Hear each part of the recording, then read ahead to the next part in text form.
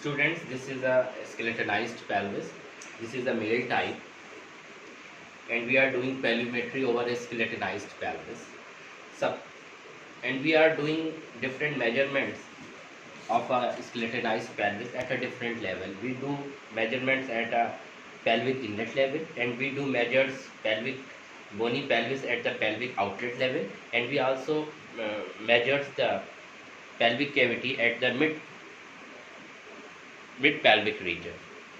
The mid pelvic region is a region that is found between the pelvic inlet and the pelvic outlet. So we do perform different type of measurements at different level of the pelvic cavity. Here we start at the pelvic inlet level. The measurement that is called as the true conjugate at the pelvic inlet level, that starts from the midpoint of the upper margin of the pubic symphysis to the mid sacral promontory, and this measurement in female pelvis that measures around 11 centimeter.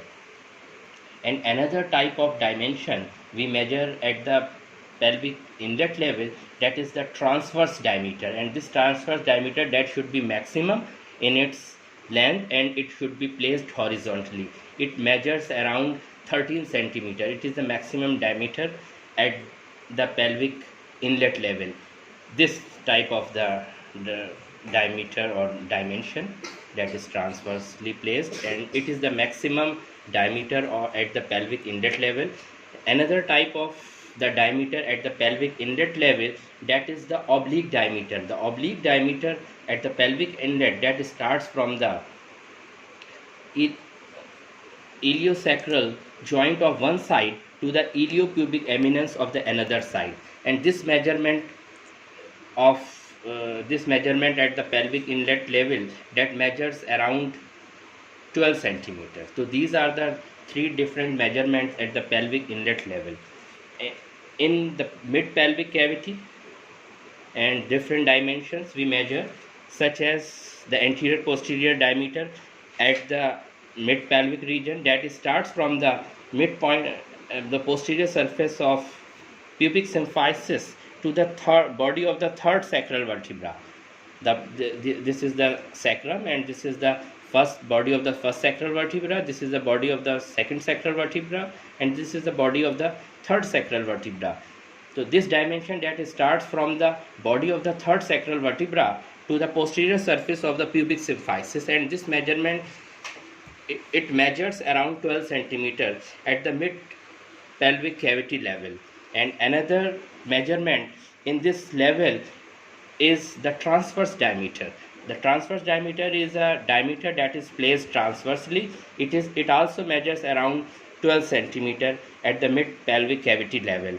Another type of the measurement at the mid pelvic cavity level, that is the oblique diameter. The oblique diameter at the mid pelvic cavity level that starts from the lower margin of the iliosacral joint to the midpoint of the obturator membrane. Here it is a obturator foramen, but it is covered by the membrane that is now absent here. And this oblique diameter that starts from the lower margin of iliosacral joint to the midpoint of the obturator membrane. So this is the oblique diameter, and we should measure from the another side of the iliosacral joint to the midpoint of the obturator membrane. And at the third level, that is the pelvic outlet, and we do measure different type of dimensions and at the level of the pelvic outlet, and we do perform anterior posterior diameter at the pelvic outlet level. The anterior posterior diameter at the pelvic outlet that starts from the lower margin of the pubic symphysis to the tip of the coccyx bone, and this measurement that measures around 13 centimeter at the pelvic outlet level. Here the coccyx is absent. If it would be coccyx, and we start the measurement from the tip of the coccyx to the inferior margin of the pubic symphysis. And another dimension at the pelvic outlet level, that is the transverse diameter at the pelvic outlet level, and we measured the transverse diameter as an intertuberous diameter, and that intertuberous diameter, that is the distance between the two ischial tuberosities of two hip bones. So this diameter that measures around 11 centimeter, and it is the shortest diameter at the pelvic outlet level, 11 centimeter. And the another dimension at the pelvic outlet level, we take it as a oblique diameter. In the oblique diameter, that starts from the midpoint of the sacrotuberous ligament. Basically, there is a fibrous band that attaches to the sacrum to the ischial tuberosity, just like it, and just like it. The oblique diameter at the pelvic outlet level, that starts from the midpoint of the sacrotuberous ligament. Suppose it is a sacrotuberous ligament, and the oblique diameter at the pelvic outlet level, that starts from the midpoint of the sacrotuberous ligament here to the junction of the ischiopubic ramus, here midpoint of the sacrotuberous ligament to the junction of the ischiopubic ramus. This is the ischiopubic ramus, a ramus that is formed by the junction of the ramus of the ischium and the inferior ramus of the pubic bone. This oblique diameter at the pelvic outlet level, that starts from the sacrotuberous ligament of the one side to the junction of the ischiopubic ramus, and this dimension that measures around 12 centimeters. So these are the three different dimensions of pelvimetry of a skeletonized pelvis. Another type of the pelvimetry, that is the clinical pelvimetry. For a clinical pelvimetry, I have already told you, that is performed on a living subject, where you would need a woman or just a mannequin, where you can perform a living clinical pelvimetry. So clinical pelvimetry can be of two types. One is the external type. I have already told you, this is type of the external pelvimetry that we perform externally over the body surface at the hip region. You can get the idea of the size of the bony pelvis, and you can just know if it is grossly abnormal. So you can get idea through the external pelvimetry if it is abnormal in shape and the size. In clinical pelvimetry is of two types.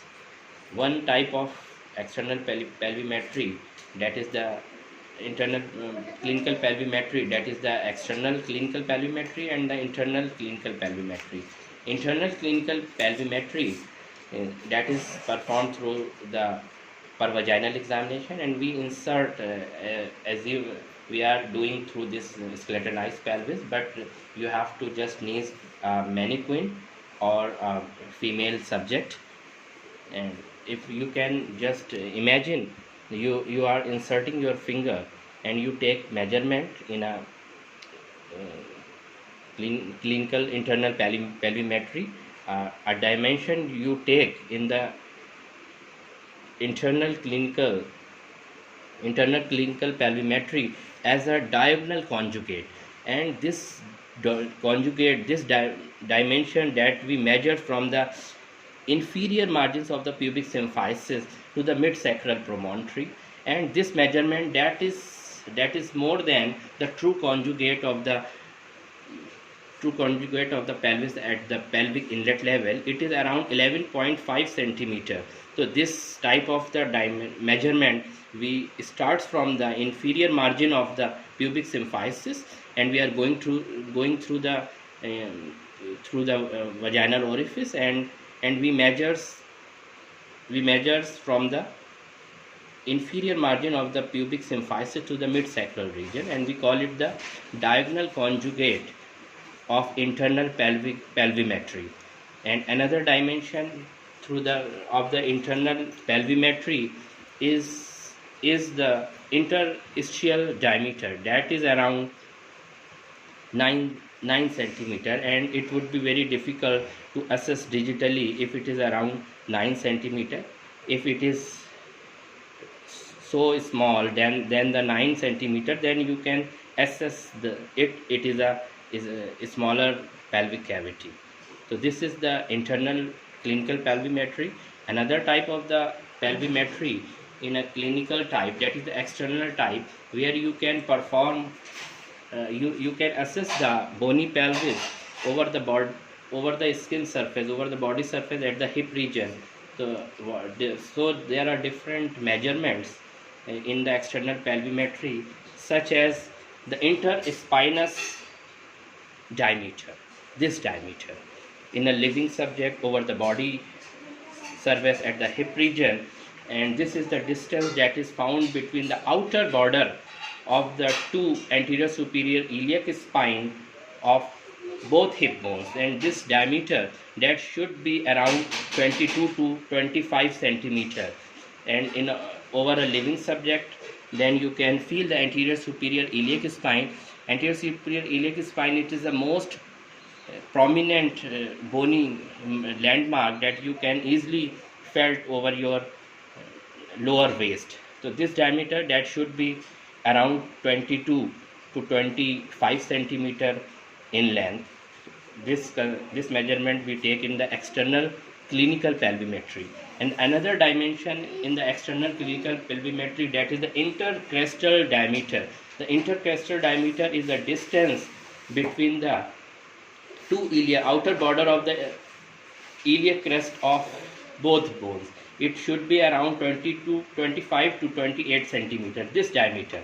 In a living subject, you have to just place your hand, place the measuring tape, and just measure the outer border of the iliac crest of the one bone and to the outer border of the iliac crest of the another bone, and this diameter should be around 25 to 28 centimeter. Another dimension in the external clinical pelvimetry, that is called as the external conjugate.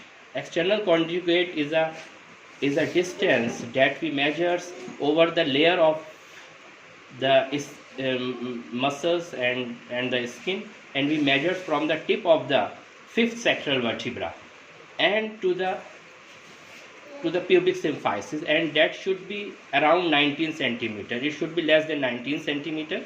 So this is the very crude measurement of the bony pelvis through the external clinical pelvimetry, and this measurement is called as the external conjugate. It measures around, it should be less than 19 centimeter.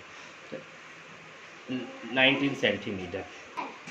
Another dimensions in the external clinical pelvimetry, that is the intertuberous diameter. The intertuberous diameter in the external clinical pelvimetry, that should be measured as the lower and the innermost points between the two ischial tuberosities of two hip bones, and that should measure around 10 centimeter. So you can just measure it in a living subject over the skin surface, but we are performing here over a skeletonized pelvis, but you have to include the skin surface, the different layers of the layers over the bone.